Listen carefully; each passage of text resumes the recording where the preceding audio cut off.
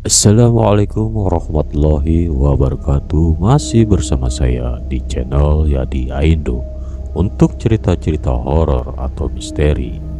Yang baru bergabung di channel Yadi Aindo, jangan lupa subscribe, like, dan komen, dan tombol loncengnya agar mendapatkan notifikasi video-video horor terbaru atau misteri dari Yadi Aindo. Malapetaka Persugihan Gunung Kawi. Sendang. Aku berjalan melewati kebun yang gelap tanpa adanya sorot lampu. Aku berjalan menghampiri sebuah sendang yang terdapat sumber mata air. Sendang tersebut dipercaya warga dapat membantu ritual persugihan serta ilmu hitam lainnya. Banyak warga berbondong-bondong yang mendatangi sendang tersebut untuk menunaikan hajatnya. Di sendang itu dipercaya ada salah satu penunggu. Namun aku tak tahu secara pasti wujud penunggu tersebut bagaimana. Malam ini aku bertekad untuk mendatangi sendang tersebut. Aku pun ingin menunaikan hajatku seperti beberapa orang lainnya yang mendatangi sendang tersebut. Aku berjalan menapaki satu persatu tangga yang curam serta licin karena medan jalannya yang menurun, serta banyak lumut yang menutupi anak tangga itu. Sendang mulai terlihat dari arahku berjalan. Aku mulai mendekati sendang tersebut dengan hanya modal nekat. Berbekal keberanian, aku melihat sendang yang begitu sepi. Tidak ada seorang pun yang melakukan ritual di sana. Aku sedikit heran karena tak biasanya sendang ini sepi pengunjung. Aku melamun memikirkan sendang yang sepi pengunjung ini. Namun tiba-tiba kakiku seperti dilewati sebuah hewan melata sehingga membuat sensasi dingin dan basah. Weh, sontak aku loncat tersadar dari lamunanku. Segera menjauh dari hewan melata tersebut, membiarkan ular itu pergi. Aku mendekat ke area sendang. Aku sangat bingung karena tidak tahu ritual apa yang harus aku lakukan untuk menunaikan hajat. Aku bermenolok pada sendang yang airnya terlihat tenang itu. Aku ucapkan tujuanku berada di sini. Mbah, Aki, Nini, Nyai, ataupun siapapun yang menempati tempat ini. Aku ingin kaya, aku lelah hidup miskin. Telah mendapatkan ceramah dari istriku. Tolong aku, tunjukkan syarat apa saja yang harus aku lakukan untuk memenuhi hajatku ini. Ucapku dengan mengadahkan kedua tangan menghadap sendang. Aku menutup mata lama, namun tidak ada respon apapun dari sendang ini. Aku hanya mendengar sayup-sayup suara burung, jangkrik, serta belalang yang saling bersautan. Karena aku telah menutup mata, perlahan aku mulai membuka mata dan melihat sekelilingku yang masih sepi. Aku pasrah dan mulai pesimis. Mungkin aku tak ditakdirkan untuk mengambil persugihan. Aku mulai beranjak dari tempatku, melangkahkan kaki, pergi. Baru saja aku berjalan 5 langkah dari sendang itu, tiba-tiba ada suara perempuan tua yang mampu membuat langkahku terhenti. Mau kemana kau anak muda? Aku menoleh ke arah sumber suara itu. Wah! Teriakku dengan sangat keras. Aku jatuh, terpleset, duduk. Betapa terkejutnya aku ketika mendapati sosok yang sangat menyeramkan. Seorang nenek tua dengan payudara yang menggantung hampir mencapai tanah. matanya yang merah, lidah yang menjulur keluar serta tangan yang berkuku tajam. Aku tak bisa mengartikan sosok apa itu, entah wewe gombel atau genderuwo. Bahkan sosok tersebut mengeluarkan bau anyir yang sangat menyengat hingga membuat gejolak di perutku. Aku ingin muntah saat itu juga, namun ku tahan. Bibirku keluh. Aku tak mampu menjawab pertanyaan dari sosok tersebut. Kakiku bergemetar dan tubuhku melemas ketika mendapati sosok tersebut. Kenapa kamu diam saja, nak? Sungguh itu adalah tawa yang sangat menakutkan. Dia mendekat kepadaku, jantungku berdetak kencang. Semakin ia mendekat, semakin membuat aku ketakutan. Semakin jijik aku melihat fisiknya, semakin mual. Aku sudah ingin memuntahkan isi perutku. Aku mau berdiri, tapi tubuhku tak bisa digerakkan sama sekali.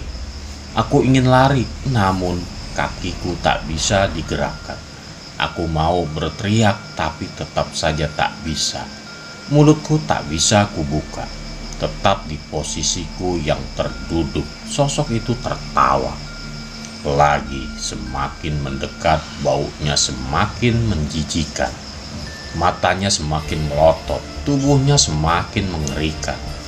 Tepat ketika dia berada di depanku, dia membuka mulutnya dan tiba-tiba mulutnya menjadi bisa terbuka dengan sangat lebar.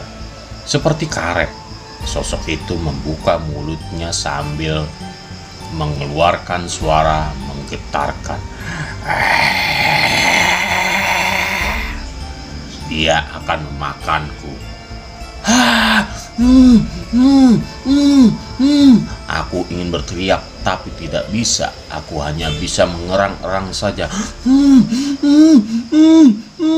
Aku sangat takut, sangat ketakutan sekali. Mulutnya semakin mendekat. Mendekat lagi. Aku berusaha untuk berteriak lagi. Dan kali ini aku bisa berteriak dengan sangat keras dan dengan sekuat tenaga. Tolong! Mas, bangun, bangun, bangun. Aku membuka mataku, tercengang menengok kanan kiri, menatap sekitar. Kenapa kamu berteriak-teriak, ha? Bentak istriku dengan kedua tangan di pinggang sambil melotot. Aku terbangun dengan peluh yang membasahi tubuhku. Antara bersyukur dan takut, bersyukur ternyata hal itu tadi hanyalah mimpi. Tetapi aku juga takut karena sosok tersebut masih teringat jelas dalam memoriku. Aku mengatur napasku. Perlahan tak ku pedulikan istriku yang terus mengomel.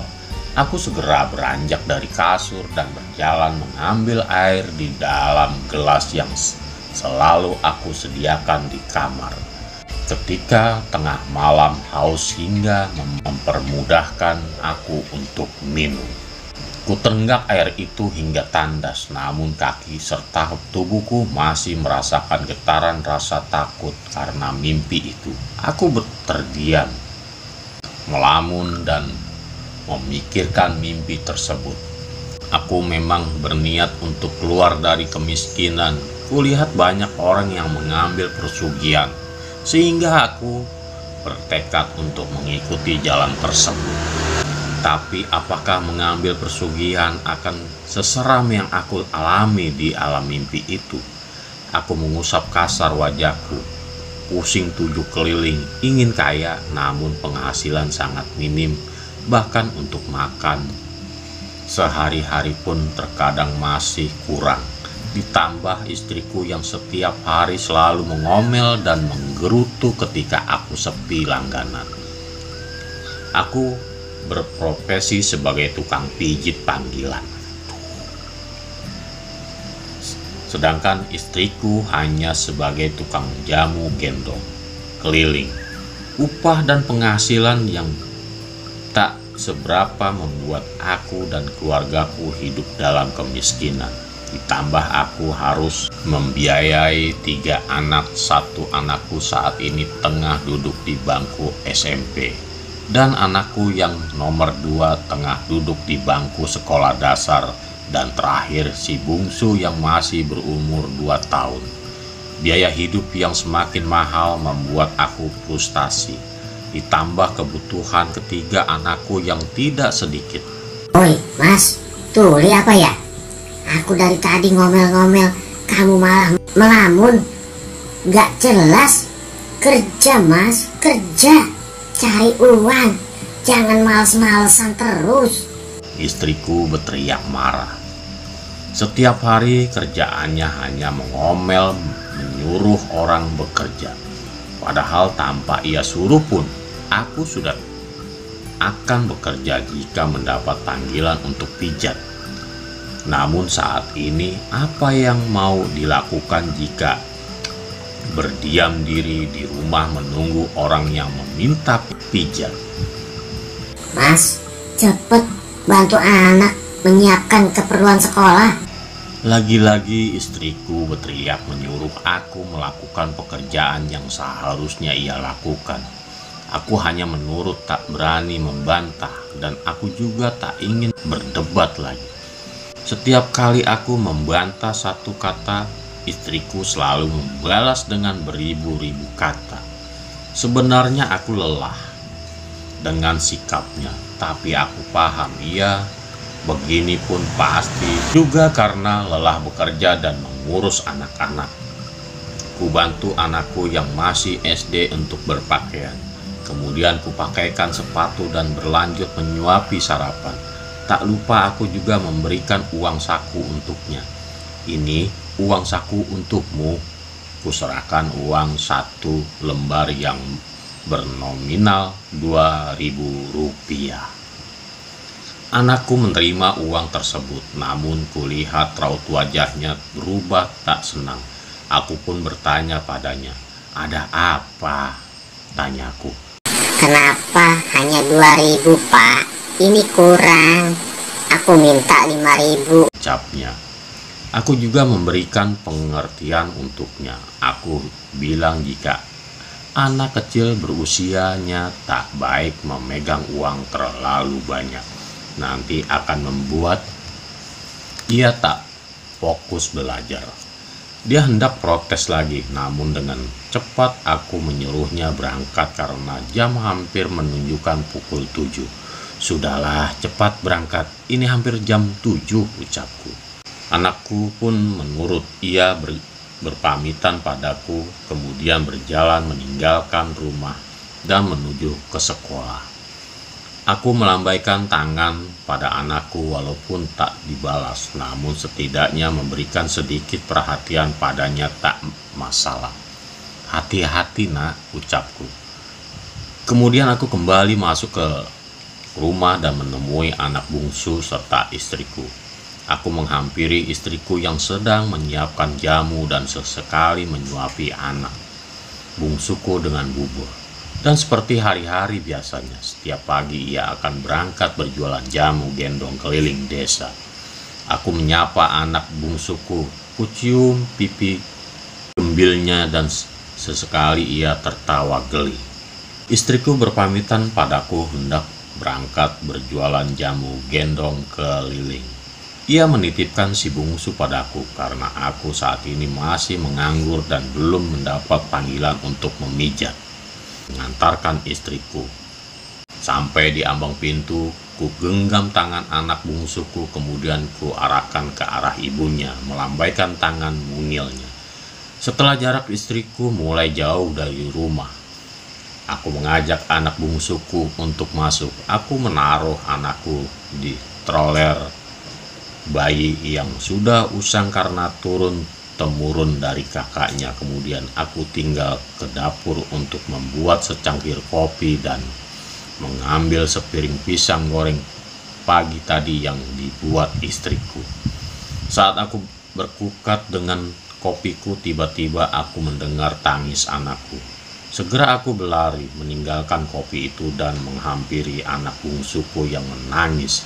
Kurai anakku dan ku gendong dia. Ku tepuk punggungnya pelan-pelan, berharap dia bisa lebih tenang. Namun semenit 2 menit berlalu, tangisnya tak kunjung reda. Aku pun memberikan susu, namun ia tepis dengan segala kemampuan yang kupunya. Aku terus berusaha menenangkan anak bungsuku. Mulai ku gendong, kemudian ku ajak jalan maju mundur, walaupun hanya di lingkup rumah. Namun tangisnya semakin kencang sampai aku merasakan kejanggalan pada tangisnya itu.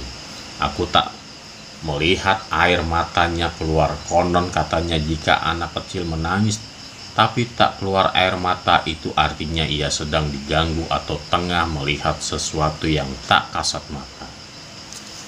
Aku gendong lagi anakku dan aku tepuk-tepuk punggungnya pelan seraya mengatakan sesuatu padanya. Ada bapak di sini. Sayang, jangan takut, tidak ada yang akan mengganggu kamu. Namun setelah aku mengatakan itu, tiba-tiba ada suara yang mentertawakanku. Tawa itu sangat nyaring didengar. Bahkan aku seperti mengenal suara tersebut. Aku terkejut. Ku peluk erat anakku seraya menjaga agar tidak ada siapapun yang menyakiti anak bungsuku ini. Suara tersebut semakin terdengar jelas. Ku beranikan diri menantang siapapun yang mentertawakanku. Aku geram dengan suara itu. Ia terus mengganggu ketenangan anakku sehingga tangisnya yang tak kunjung reda. Hei, perlihatkan wujudmu, jangan kau ganggu ketenangan kami, ucapku menantang sosok tersebut. Tapi semakin ku tantang, ia semakin berani. Tanpa bekal ilmu yang cukup, ku baca surat-surat pendek yang masih ku hafal diingatan. Cukup lama aku membacakan surat-surat pendek itu sampai akhirnya suara tersebut tidak lagi ku dengar dan tangis anakku pun reda. Kejadian saat di luar rumah. Jamunya Pak, Bu, ucap Sari, nama istriku, menawarkan jamu kepada pembeli. Sari selalu berkeliling kampung berjualan jamu gendong keliling. Ia pun sudah memiliki banyak langganan jamu. Tetapi penghasilan dari jamu itu pun tak cukup untuk memenuhi kebutuhan keluarga kami. Jamunya Pak, Bu, tawarnya lagi. Mbak Sari, jamunya Mbak. Sari menoleh saat hendak melewati orang tersebut. Ia kemudian menghampiri orang itu dan menurunkan bakul tempat jamunya. Mbak, jamu buat cepet kaya dong, ucap pembeli itu dengan nada mengejek. Kalau ada jamu cepet kaya sudah dari dulu saya minum itu, Bu. Jadi nggak capek-capek keliling jualan jamu. Keke Sari. Bercanda Mbak, gitu aja kok. Ya dimasukkan hati. Satu ya Mbak, jamu galian singset, ucap pembeli tersebut. Nggih Bu, saya buatkan. Saat Sari tengah membuatkan jamu untuknya, dengan tidak tahu malu pembeli itu malah berbicara yang kurang sopan. Mbak, uang tahunan jualan jamu, pelanggannya juga banyak kok, hidupnya masih begini saja, miskin. Gak ada kemajuan sama sekali, ucapnya. Sari menghentikan aktivitasnya mengudek jamu. Ia menatap nyalang wajah pembeli itu, hendak marah, tapi ini adalah pelanggan. Kata pepatah, pembeli adalah raja. Jadi seburuk apapun sikap pembeli, ia harus tetap sabar dalam melayani. Sari berubah pikiran. Ya gimana Bu, wong takdirnya masih begini. Nanti kalau Allah sudah ngasih jalan, saya juga bisa kayak seperti ibu ini, ucap Sari seraya menyerahkan jamu. Dengan cepat pembeli itu meminum jamu hingga tandas. Ia kemudian membayar dengan jumlah uang yang cukup besar. Satu lembar uang bernominalkan 100.000. Ini ya mbak, kembaliannya ambil saja semua. Kasihan sampean, kerja banting tulang. Kalau saya mah enak tinggal minta suami langsung transfer. Udah mbak ya, saya pamit dulu. Nanti kalau kelamaan keluar jatah uang saya berkurang. Bye-bye. Tanpa menjawab, Sari langsung mengemasi dagangan jamunya itu. Ia menggerutu kala pembeli itu sudah menjauh darinya. wong sugih sombongnya sundel langit, orang kaya sombongnya sampai ke langit, mati juga tak bawa harta sedikitpun kok sombong. Orang tua bau tanah, mati berangkat sendiri kok sombong. Setelah membenarkan gendongan jamunya, Sari lanjut berjualan walaupun dengan suasana hati yang panas karena ucapan pembeli tadi. Jamu, Ucapnya menawarkan. Namun sepertinya hari ini tak cukup banyak pembeli. Matahari mulai reda dan pembeli tak seramai biasanya. Karena Sari yang merasa lelah serta suasana hati yang tak enak. Ia pun memutuskan untuk pulang. Assalamualaikum, ucapnya ketika memasuki rumah. Waalaikumsalam.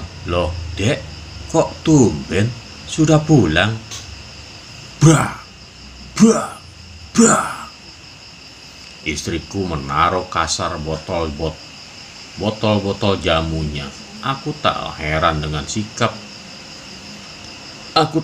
dengan sikapnya yang seperti ini.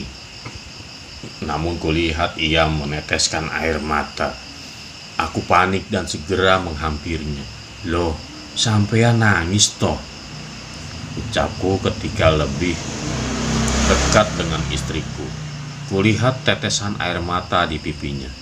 semua ini gara-gara sampean, Mas. Kalau saja sampean ini pejabat, direktur, atau pengusaha, nggak mungkin aku diejek pembeli itu, Ucapnya marah. Kok malah nyalain Mas toh? Kan ini juga bukan kemauan kita, tapi ini sudah takdir Allah. Seperti ini, ucapku membantah. Allah, takdir, kamu bilang takdir itu bisa dirubah, Mas, tapi kamunya aja yang males, Mas. Kalau miskin terus begini tak tinggal sampean, Mas. Aku terkejut dengan ucapan istriku tak tinggal. Artinya dia akan pergi meninggalkan aku. Aku tak terima dengan itu. Aku pun ikut marah padanya. Kalau sampean pengen kaya, harusnya sampean bantu mendoakan suami. Tapi apa sampean kerjanya selalu marah-marah? Rumah tangga seperti ini tidak Allah sukai. Itulah kenapa kita diberi cobaan seperti ini, biar kamu belajar bersyukur dan terus mendoakan langkahku. Bukannya marah-marah, nggak jelas nuntut ini itu. Ngerti sampean? Mas, percuma mendoakan sampean. Usaha saja tidak mau seperti sekarang ini. Apa sampean sudah mendapatkan pelanggan? Belum kan? Itu karena sampean males, Mas. Sampean gak mau berusaha keluar menawarkan jasa pijat. Kalau begini terus, kapan kita bisa kaya? Ucapnya marah dan melempar serbet atau lap ke arah wajahku. Kemudian dia berlalu pergi masuk kamar. Aku mengusap kasar wajahku. Aku sendiri pun ingin bisa hidup kaya, berkecukupan, tapi apa daya dengan profesiku sebagai tukang pijat dan penghasilan pun tak seberapa, tak memumpuni untuk bisa menjadi orang kaya. Ingin berjualan tapi tidak ada modal, mau hutang pun takut usahaku gagal dan tidak bisa membayar hutang tersebut. Aku terduduk lemas di kursi kayu yang usianya sudah tua karena peninggalan dari ayahku. Aku memutar otak berpikir bagaimana caranya keluar dari kemiskinan ini. Bos Kang Asep, "Assalamualaikum." Ku dengar suara yang tak asing sedang mengucapkan salam di depan rumahku. Aku segera beranjak dari dudukku dan keluar menghampiri tamu tersebut. "Waalaikumsalam." Ku buka pintu rumahku yang ternyata di teras sudah ada Kang Asep yang menunggu. Aku bertanya perihal beliau sore-sore datang ke rumah. Pasalnya waktu sudah menunjukkan hampir maghrib. Kang Asep, mari masuk dulu Kang," ajakku kepada Kang Asep.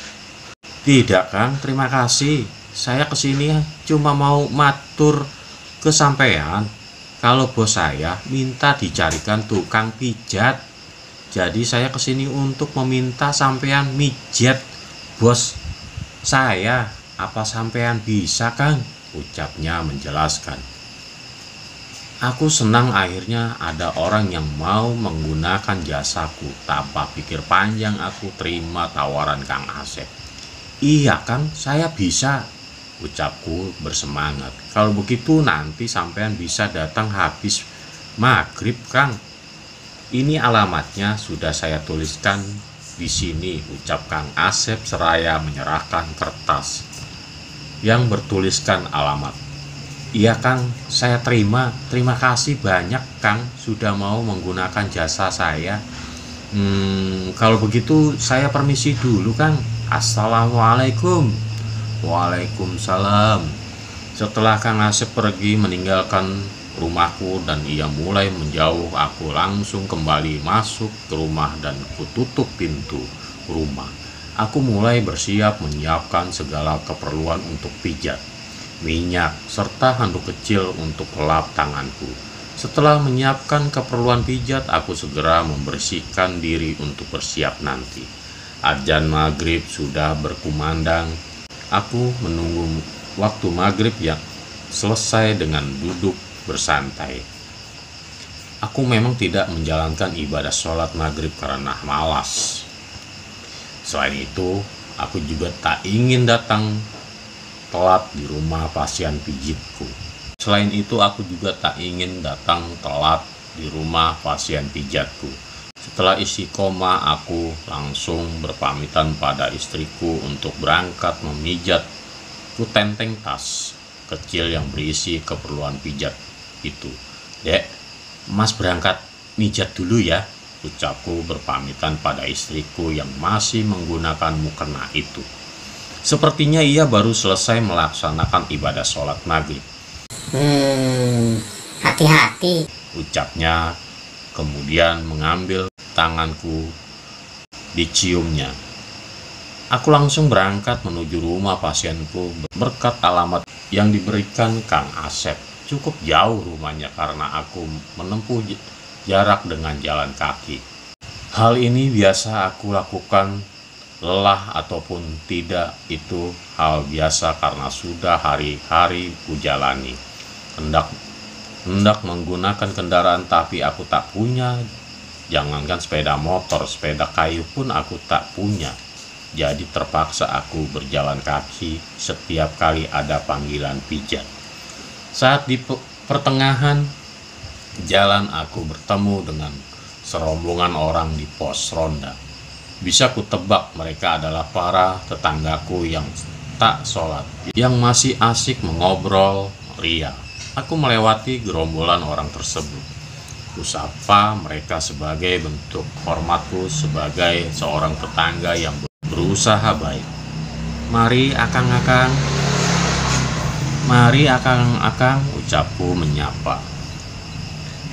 Iya Mas Rijal mau kemana nih Mas?" ucap salah satu tetanggaku yang bernama Ari. Biasa Kang, mau pijat ke rumah orang, ucapku. Jalan kaki saja Mas, kok nggak naik kendaraan, tanyanya lagi. Alah, duit apa yang mau digunakan buat beli kendaraan? Mas, mau makan saja susah, ucap Pak Kardi menyela dengan wajah ketusnya. Pak Kardi adalah tetanggaku yang kaya raya. Dia mempunyai usaha warung makanan penyet. Warungnya sangat ramai, tapi kurasa ramainya tak layaknya warung-warung biasa. Terkadang buka jam 9, tapi jam 12 sudah habis terjual semua makanannya. Pikirku Pak Kardi ini menggunakan persugihan, makanya warungnya bisa sangat ramai serta uangnya yang berlimpah ruah. Pak Kardi ini termasuk orang kaya yang sombong. Selain itu, mulutnya juga ceplas-ceplos, selalu merendahkan orang lain tanpa memikirkan orang tersebut. Aku mengangguk. Membenarkan ucapan Pak Kardi, memang benar adanya. Untuk makan saja susah, apalagi untuk membeli kendaraan, Pak. Pak Kardi, jangan begitu. Hargai Mas Rijal, Pak. Tuh, tegas Kang Ari menegur. Alah, uang yang saya bicarakan ini benar adanya kok. Kalau dia tersinggung, ya berarti dia bodoh. Tidak bercermin kalau dirinya ini memang miskin. Ucap Pak Kardi semakin menjadi-jadi merendahkanku. Aku menghela napas panjang, tak kuhiraukan ucapan Pak Kardi. Aku segera berpamitan kepada gerombolan orang di pos ronda tersebut karena takut terlambat datang. Sudah Kang Ari, gak apa-apa. Kalau begitu saya permisi dulu, mau pijat. Mari akang semua, ucapku sedikit menunduk dan tersenyum. Kemudian berlalu pergi meninggalkan mereka. Sepanjang jalan aku terus memikirkan ucapan Pak Kardi. Aku menggerutu setiap teringat ucapan demi ucapan yang ia lontarkan tadi. Tanganku mengepal. Aku sakit hati, namun aku tak bisa melakukan apapun. Juga tak bisa membantah apapun yang ia ucapkan karena semua itu benar adanya. Sesuai dengan kenyataan, setelah menempuh jalan yang lumayan jauh, akhirnya aku sudah tiba di rumah yang sangat besar. Rumah bernuansa putih dengan pagar berwarna hitam menjulang tinggi. Aku segera menghampiri pos satpam yang mengatakan tujuanku datang ke sini. Permisi Pak, saya ke sini atas perintah Kang Asep, katanya bosnya mau dipijat. Apa benar ini rumahnya? Tanyaku sopan. Oh benar Pak, mari masuk, sebentar saya bukakan pintunya ya. Pak Sapam itu pun membuka pintu gerbang dan mempersilahkan aku masuk. Setelah menutup gerbang, Pak Sapam itu pun mengantarkan aku menuju rumah mewah itu. Jarak halaman dengan rumah itu cukup jauh.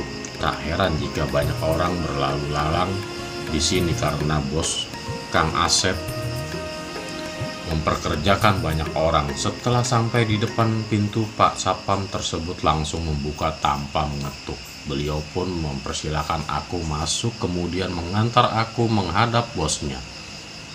Permisi Pak, ini tukang pijat suruhan Kang Asep sudah datang, ucap Pak Sapam memberitahu. Iya, terima kasih, ucapnya seraya menyeruput kopi. Bos tersebut mempersilahkan aku duduk, kemudian menyuruh Pak Sapam untuk kembali ke tempatnya. Saya permisi Pak, pamit Satpam kepada bosnya. Silakan Mas, ucap Sapam mempersilahkan aku, kemudian ia berlalu pergi meninggalkan. Duduk Mas, ucap bos itu. Iya Pak, terima kasih. Aku mendaratkan bokong di kursi empuk yang saya rasa jika dijual harganya bisa membeli 1 unit motor metik. Aku merasakan kenyamanan di kursi ini. Berangan-angan jika suatu saat nanti bisa membeli kursi yang sama juga. Bisa dimulai, Mas, pijatnya? Tanya bos tersebut padaku. Bisa, Pak. Bos itu beranjak dari duduknya kemudian mengajak aku untuk mengikuti langkahnya.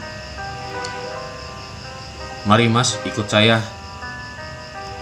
Kita pijatnya di kamar saja, ucap bos tersebut. Aku pun berdiri dan berjalan mengikuti langkahnya. Beliau menaiki tangga satu persatu, sedangkan aku mengekor di belakangnya. Aku begitu takjub melihat kemewahan rumah ini. Entah bos ini berprofesi sebagai apa hingga memiliki kekayaan yang begitu banyak. Aku menatap sekeliling. Rumahnya di lantai 2 terdapat beberapa kamar serta ruang santai yang terdapat sofa empuk dan TV LED. Bos itu membuka salah satu pintu kamar. Aku pun dipersilakan masuk. Setelah memasuki kamar tersebut, lagi-lagi aku dibuat takjub. Sungguh luar biasa. Bahkan kamarnya lebih mewah daripada rumahku. Terdapat lemari jati yang berukuran besar, serta kasur yang berukuran 2 kali lipat dari kasur di rumahku.